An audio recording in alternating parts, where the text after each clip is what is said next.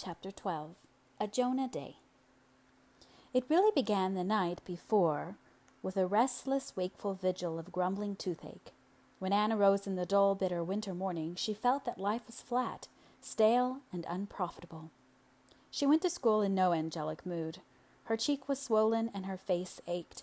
The schoolroom was cold and smoky, for the fire refused to burn, and the children were huddled about it in shivering groups.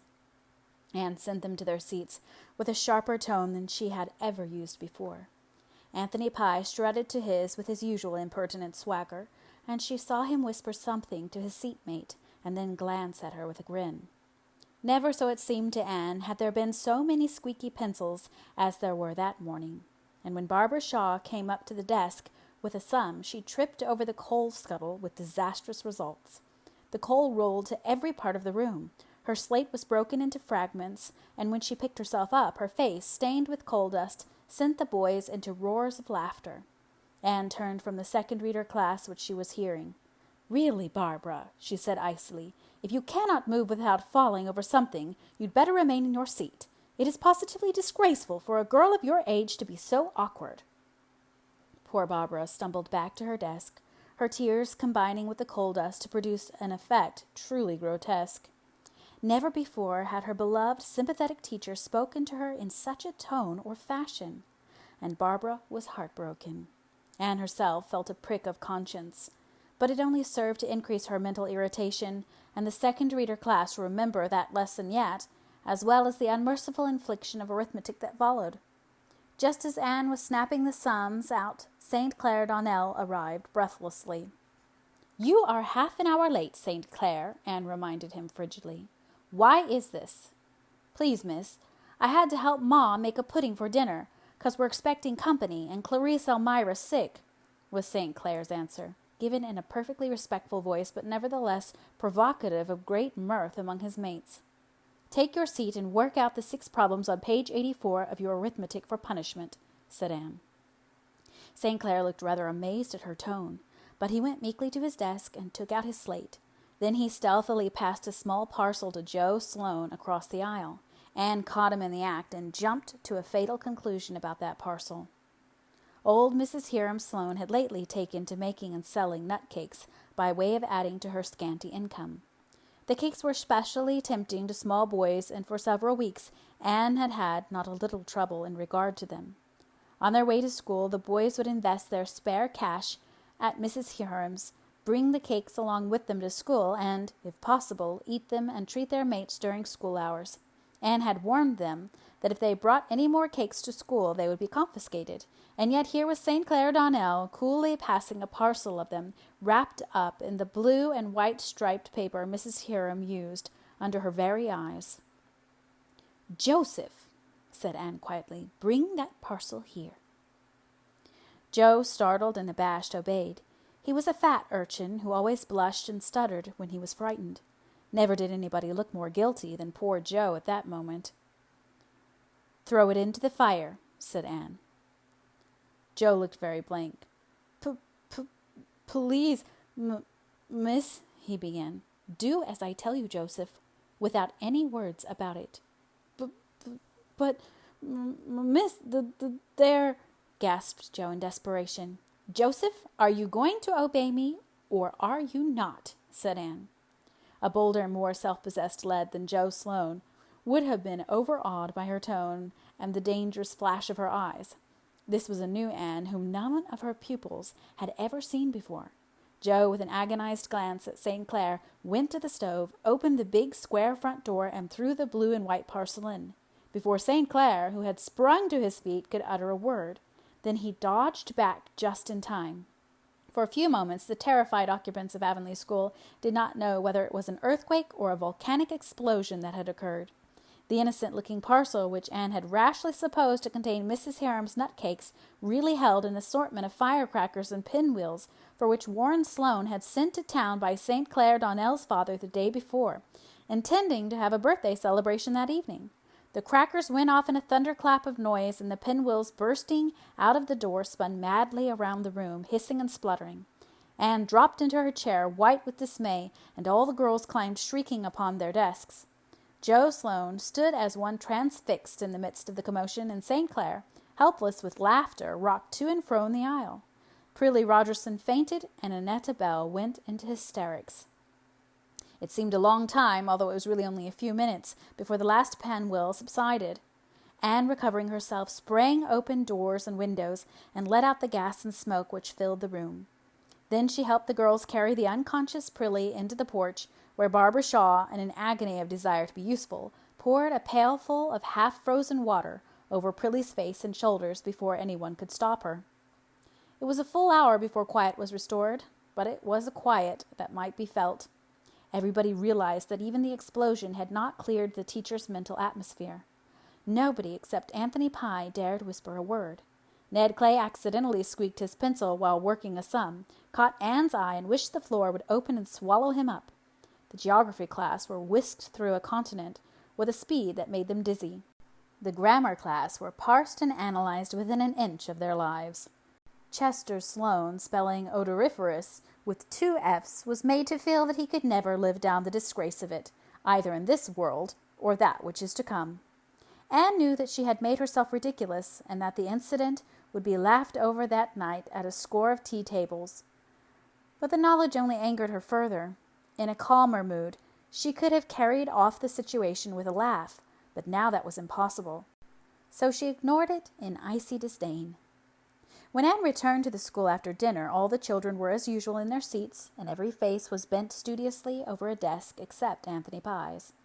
He peered across his book at Anne, his black eyes sparkling with curiosity and mockery.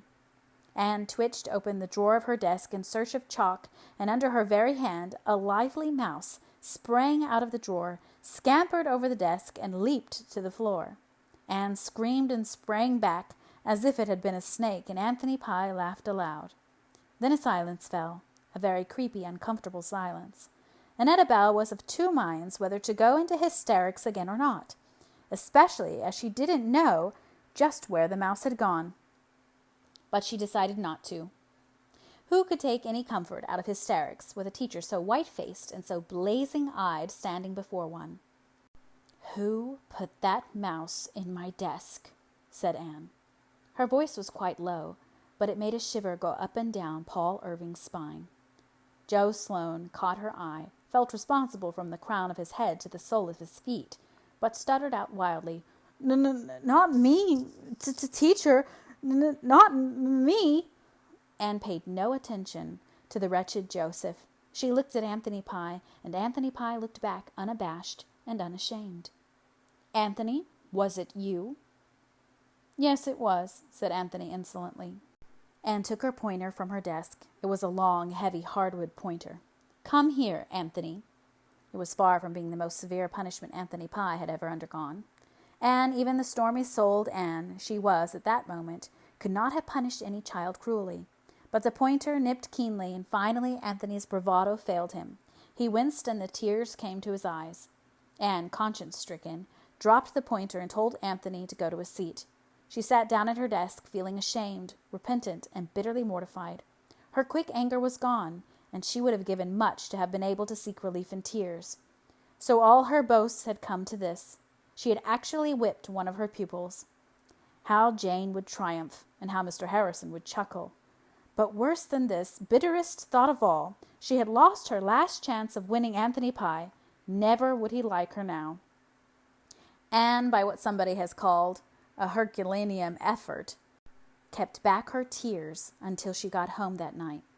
Then she shut herself in the East Gable room and wept all her shame and remorse and disappointment into her pillows. Wept so long that Marilla grew alarmed, invaded the room, and insisted on knowing what the trouble was. "The trouble is, I've got things the matter with my conscience," sobbed Anne. "Oh, this has been such a Jonah day, Marilla. I'm so ashamed of myself. I lost my temper and whipped Anthony Pye." "I'm glad to hear it," said Marilla with decision. "It's what you should have done long ago." "Oh, no, Marilla. And I don't see how I can ever look those children in the face again. I feel that I have humiliated myself to the very dust. You don't know how cross and hateful and horrid I was. I can't forget the expression in Paul Irving's eyes. He looked so surprised and disappointed. Oh, Marilla, I have tried so hard to be patient and to win Anthony's liking, and now it has all gone for nothing." Marilla passed her hard, work-worn hand over the girl's glossy, tumbled hair with a wonderful tenderness. When Anne's sobs grew quieter, she said, very gently for her, "You take things too much to heart, Anne.